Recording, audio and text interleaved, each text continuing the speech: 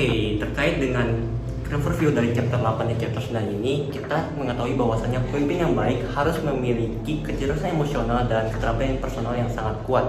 Melalui video ini, kita bisa menyimpulkan bahwasannya pemimpin yang baik harus memiliki juga apresiasi dan pengetahuan terhadap keragaman budaya. Karena keragaman budaya merupakan salah satu komponen penting yang ada dalam kecerdasan emosional. Dan maka dari itu, pemimpin sangat perlu memperhatikan dan perlu untuk aware terhadap hal-hal yang terjadi seperti itu. Maka tanpa berlama-lama lagi, mari kita masuk ke dalam pembahasan materinya. Let's go. Sehingga kita berpikir bahwa satu-satunya tolak ukur yang valid untuk mengukur kecerdasan seseorang itu intellectual quotient ataupun IQ. Namun tahukah kamu ada satu faktor terpenting yang dapat menilai kecerdasan seorang pemimpin, itu emotional intelligence. Emotional intelligence merupakan faktor terpenting dalam mengukur bagaimana seorang pemimpin dapat mengidentifikasi emosi dirinya sendiri dan dapat berrelasi dengan sesama. Seorang pemimpin dengan emotional intelligence yang kompeten menunjukkan fleksibilitas dalam memecahkan sebuah masalah. Pak, ini laporan kinerja pemasaran bulan Agustus ya, Pak? Oke, saya lihat dulu ya. Tapi kok formatnya nggak benar ya? Tolong dong dirubah lagi. Pak, sih. Contoh tersebut merupakan defisiensi emotional intelligence yang dapat melahirkan miskomunikasi dan kultur perusahaan yang toksik. Setidaknya ada 4 main concerns dalam pengendalian emosi. Yang pertama, memerhatikan dan mengetahui bagaimana cara berrelasi dengan orang lain. Yang kedua, mengetahui dan memerhatikan ekspresi diri sendiri. Yang ketiga, mengontrol dan mengendalikan emosi. Dan yang keempat, bersikap adaptif dan problem solving oriented. Pak, ini ya laporan kinerja perusahaan yang udah aku revisi.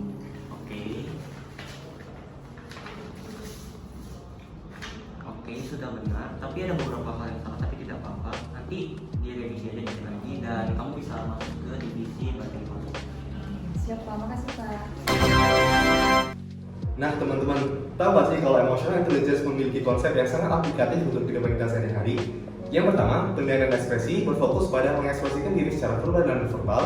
Kedua, pengendalian emosi berfokus untuk mengontrol emosi kepada diri sendiri dan orang lain. Dan yang ketiga, pemanfaatan emosi bertujuan untuk meningkatkan fleksibilitas, kreativitas, dan motivasi sesama. Emotional intelligence juga berasosiasi dengan kompetensi personal dan sosial setiap orang, yaitu yang pertama self-awareness, bagaimana kita mengenali diri kita sendiri. Yang kedua, self-management, mengontrol emosi dan penguasaan diri. Ketiga, social competence, menunjukkan cara kita untuk mempertahankan hubungan. Yang keempat, social awareness, memiliki sense of empathy. Dan yang kelima, relationship management, bagaimana kita bisa bekerja sama dengan orang lain. Oleh karena itu, kita memerlukan self-assessment seperti MBTI untuk dapat mengukur kepribadian kita. Teman-teman, Isabel Briggs Myers dan ibunya Catherine Briggs telah merumuskan sebuah metode yang dapat membantu kita untuk mengenali tipe seseorang. Metode tersebut dikenal dengan istilah Myers-Briggs Type Indicator atau MBTI. MBTI itu sendiri memiliki 4 dikotomi. Yang pertama adalah extrovert dan introvert yang menentukan dari mana kita mendapatkan energi sosial kita. Yang kedua adalah sensing and intuitive yang merupakan bagaimana cara kita mendapatkan informasi dan bagaimana kita menggunakan informasi tersebut. Yang ketiga adalah thinking and sensing yang merupakan bagaimana cara kita mengambil keputusan kita. Dan yang terakhir adalah judging and perceiving yang merupakan cara kita untuk memandang dunia sekitar kita, baik dalam kehidupan kita sehari-hari dan juga dalam pekerjaan kita. Nick, mau nanya dong. Oke. Berarti sebagai seorang pemimpin itu harus punya sifat yang ekstrovert ya? Nah, disclaimer dulu ya teman-teman. Sebaiknya apabila kita sudah menganalisis tipe seseorang, kita tidak langsung menggunakan analisis kita tersebut dalam menjudge mereka, dalam peran mereka dalam masyarakat. Sebaiknya kita harus melihat mereka secara objektif dan tidak langsung menjatuhkan mereka hanya dengan mengetahui tipe mereka. Nick, mau nanya juga dong. Terus sebenarnya kita tahu sikap seseorang itu tuh apa? Nah, ini ya teman-teman. Dengan mengetahui tipe seseorang, kita dapat menggunakannya dalam forum diskusi virtual. Dalam kondisi seperti ini, kemampuan emotional intelligence seorang pemimpin akan dipertaruhkan. Memahami keadaan emosional setiap personil akan membantu tim dalam meraih kesuksesan. Sebagai contoh, seorang ekstrovert akan menghargai apabila mereka diberikan otoritas untuk memimpin diskusi, sedangkan seorang introvert akan menghargai apabila saran dan masukan yang akan disampaikan kepada mereka dapat dilakukan secara personal. Untuk individu atau untuk diri kita sendiri, dengan menggunakan personality profile, kita dapat mengembangkan kesadaran diri dan memahami cara terbaik untuk berinteraksi dengan orang lain. Nah, teman-teman, setelah kita mampu merefleksikan diri kita sendiri dan mempelajari bagaimana cara mengetahui tipe orang lain, apakah kita dapat meningkatkan emotional intelligence kita? Jawabannya adalah bisa. Namun ada beberapa proses yang perlu teman-teman lalui. Yang pertama adalah kita perlu mengetahui apa saja kelebihan dan kekurangan kita.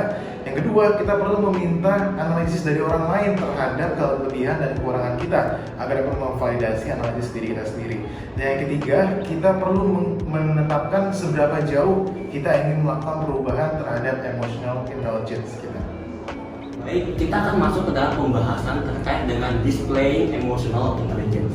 Berbicara terkait dengan keterampilan interpersonal sendiri itu termasuk ke dalam 10 soft skill yang penting dimiliki dalam lingkup bisnis. Dan ada 4 diantaranya yang akan kita bahas secara lebih detail pada pembahasan kali ini. Yang pertama adalah komunikasi. Komunikasi berkaitan dengan lisan, kemampuan berbicara, kemampuan menulis, dan kemampuan untuk mendengarkan. Kemudian yang kedua adalah sopan santun. Terkait dengan sopan santun ini berkaitan erat dengan tata krama dan etika yang berlaku dalam lingkup bisnis, seperti mengucapkan terima kasih kepada orang yang memberikan sesuatu dan kita hormat kepada orang yang lebih tua atau mungkin teman sekerja kita. Kemudian yang ketiga adalah integritas. Terkait dengan integritas ini erat hubungannya dengan kejujuran dan bagaimana seseorang itu bersikap atau bermoral dalam pekerjaannya. Kemudian yang terakhir atau yang keempat adalah sikap profesional yang berkaitan dengan kompetensinya dalam bekerja dan bagaimana ia diandalkan dalam menjalankan setiap tanggung jawabnya.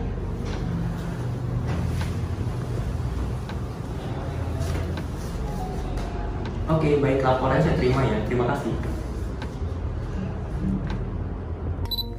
Oke, selanjutnya kita akan membahas pembahasan terkait dengan improving non-verbal skills. Nah, teman-teman sadar gak sih cara teman-teman berpakaian, cara teman-teman berperilaku, cara teman-teman mengekspresikan wajah teman-teman itu termasuk ke dalam komunikasi non-verbal. Tetapi dalam kenyataannya, komunikasi secara non-verbal ini kerap menimbulkan makna yang ambigu karena setiap orang memiliki penafsiran yang masing-masing yang berbeda. Tetapi kita bisa mengantisipasinya atau kita bisa meningkatkan kepekaan kita terhadap komunikasi non-verbal ini dengan beberapa langkah berikut. Yang pertama adalah kita harus mengetahui budaya di mana kita berinteraksi. Nah, terkait dengan ini penting kita untuk mengetahui budaya di mana kita berinteraksi karena makna atau informasi yang akan disampaikan itu berkaitan dengan budayanya itu sendiri.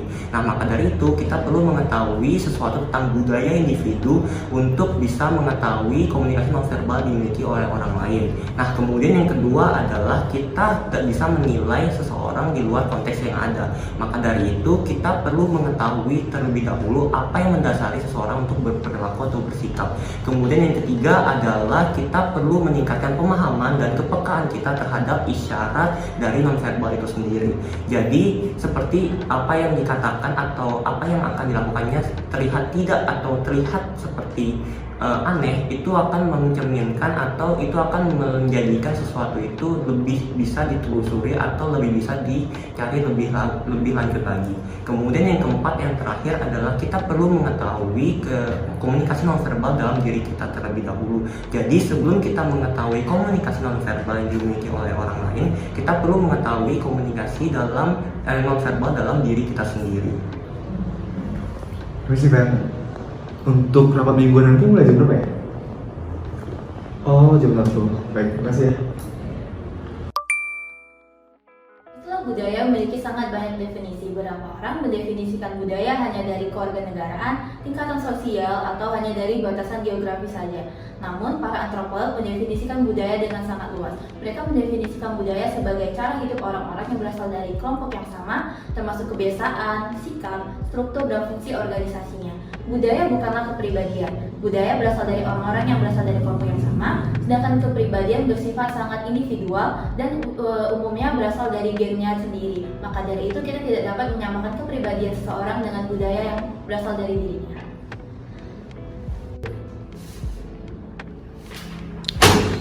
Ibu selaku manajer keuangan gimana sih kinerjanya? Karena kita selalu defisit 2 bulan ini.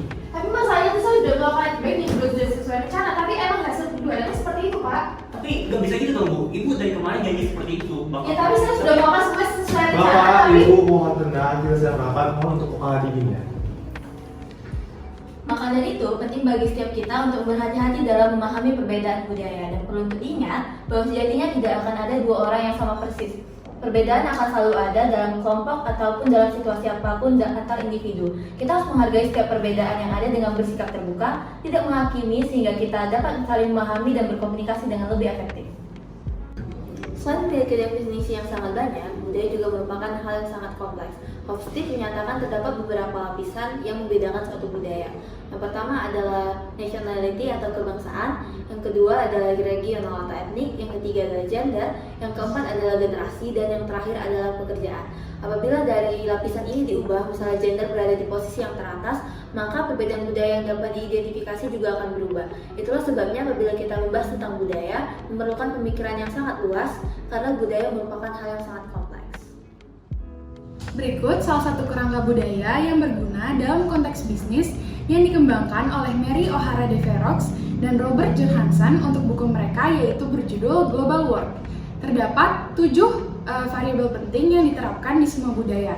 Yang pertama yaitu konteks, yang kedua yaitu arus informasi, yang ketiga yaitu waktu, yang keempat yaitu bahasa, yang kelima yaitu kekuasaan dan kesetaraan, yang keenam yaitu kolektivitas dan individualisme, yang ketujuh adalah spiritualitas.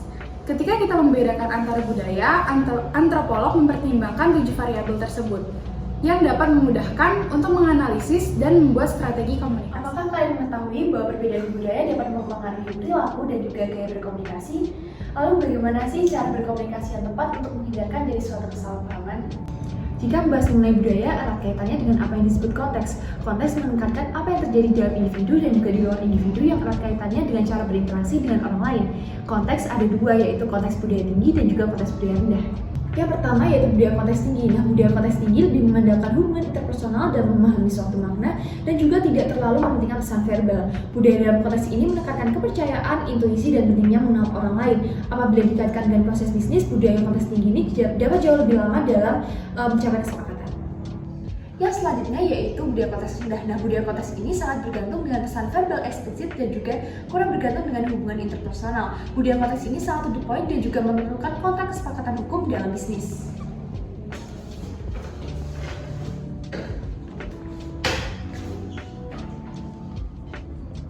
Yang selanjutnya merupakan arus informasi. Nah, pentingnya konteks dalam suatu budaya mempengaruhi bagaimana individu mendekati pertukaran informasi dan memutuskan bagaimana pesan mengalir dalam suatu organisasi. Nah, dalam munculnya media sosial, banyak perusahaan yang merasakan tekanan dalam memberikan baik informasi secara bebas kepada masyarakat luas. Contohnya seperti ini.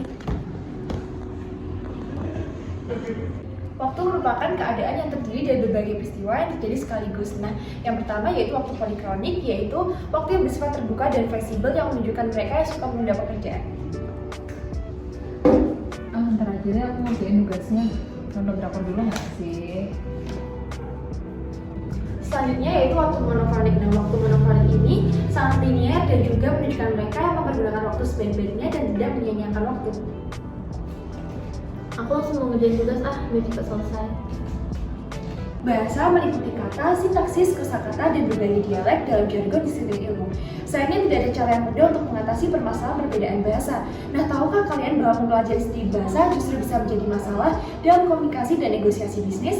Seperti kata pepatah, a little learning is a dangerous thing, yang menyatakan bahwa belajar sedikit bahasa dan menggunakannya dalam konteks profesional dapat menyebabkan masalah seperti kesalahpahaman dalam perjanjian dan kontrak bisnis. This agreement has been read and understood.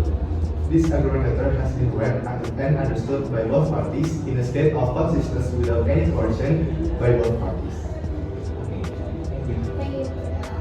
Nah, kemudian ada spiritualisme dan juga tradisi. Nah, spiritualisme dan tradisi ini mengandung nilai-nilai agama dan juga nilai tradisi. Hingga hal ini menemukan fakta bahwasanya nilai tradisional versus nilai sekuler dan nilai ekspresi diri itu sangat mempengaruhi variabel budaya, sehingga mereka akan sangat menentukan bagaimana individu akan berkomunikasi dan juga menafsirkan pesan. Nah, contohnya nih, di negara Timur Tengah yang mayoritas beragama Islam, hari libur itu jatuh pada hari Jumat, sedangkan di negara yang mayoritas beragama Kristen, hari libur itu jatuh pada hari Minggu. Nah, oleh karena itu, komunikasi yang berkaitan dengan pekerjaan akan berkurang di hari-hari tersebut.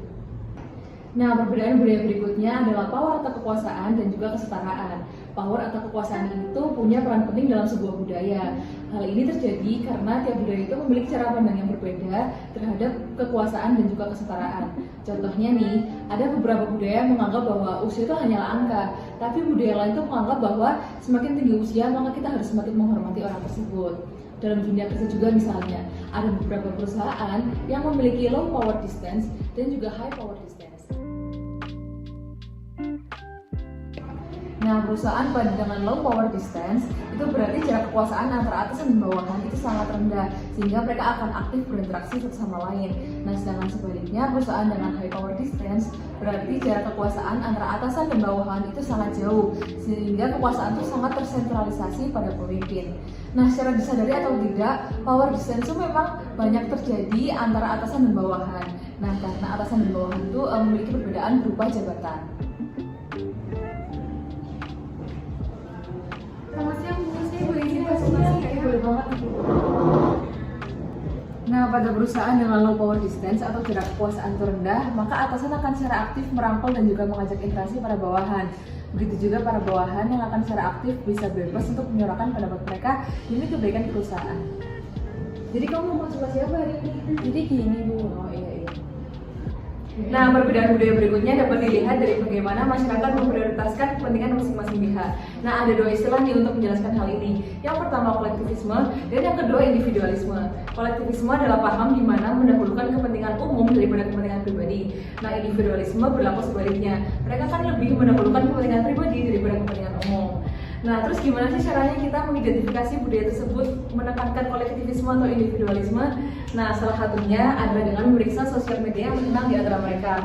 Nah, masyarakat yang individualis, maka sosial media yang terkenal adalah blog ataupun media sosial lain yang kolaboratif itu tidak terlalu terkenal.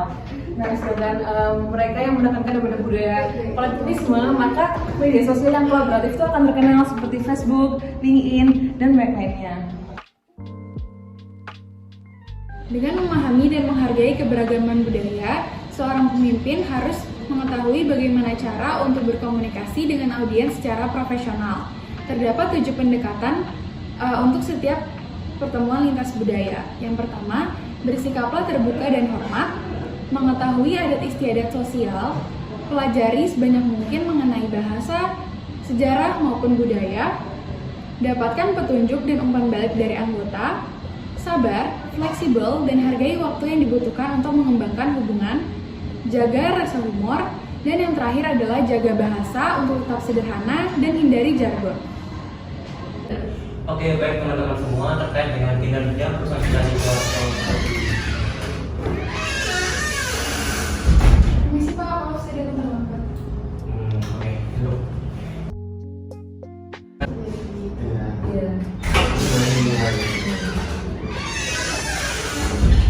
Hai guys. Kita apa ya hari ini? Emotional intelligence merupakan kemampuan seorang pemimpin untuk mengidentifikasi dan mengatur emosi diri sendiri dan orang lain. Hal ini menjadi penting karena menyangkut cara pandang seseorang dalam beradaptasi dengan budaya organisasi yang menuntut kerjasama dengan orang lain. Kita perlu menggunakan MBTI sebagai alat untuk mengevaluasi diri sendiri dan memperbaiki cara berperilaku terhadap orang lain. Selain itu, perbedaan budaya yang telah disebutkan dapat menggambarkan karakteristik sebuah kelompok. Tujuan mengetahui perbedaan budaya adalah untuk meningkatkan kesadaran terhadap keyakinan tiap individu yang dapat mempengaruhi penafsiran makna dalam berkomunikasi. Pada akhirnya, kita bisa lebih terbuka terhadap perbedaan dan fleksibel sehingga dapat terhubung dalam komunikasi di berbagai budaya yang kita temui setiap harinya.